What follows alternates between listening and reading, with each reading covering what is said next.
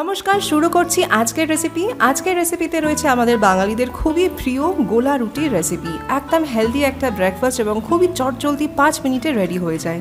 চলুন শুরু করা যাক আজকের এই রেসিপিটা। এই রেসিপিটা বানাতে কী কী লাগছে তার ডিটেলস কিন্তু আমি এখানে ইনগ্রিডিয়েন্ট লিস্টে দিয়ে দিয়েছি।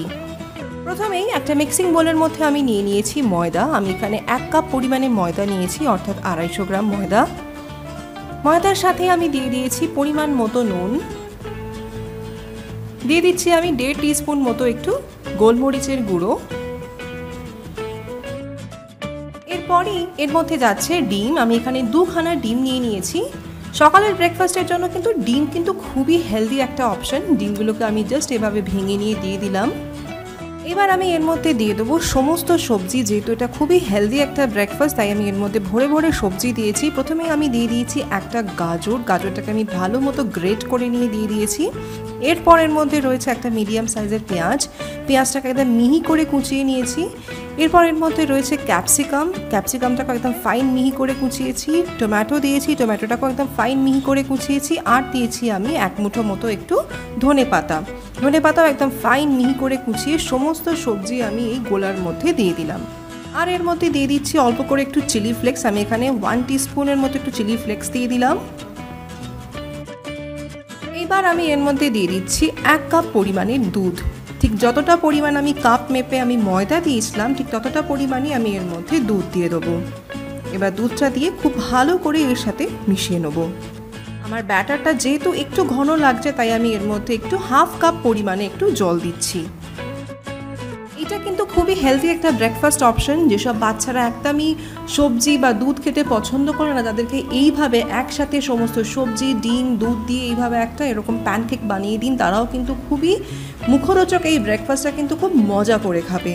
আমাদের ব্যাটারও এখন রেডি। দেখুন, ঠিক এই রকমই কিন্তু ব্যাটারের কনসিস্টেন্সিটা হবে, না খুব ঘন না খুব পাতলা, একটু ফ্লোয়িং কনসিস্টেন্সিতে কিন্তু থাকতে হবে, যেরকম গোলা রুটির ব্যাটারটা হয়।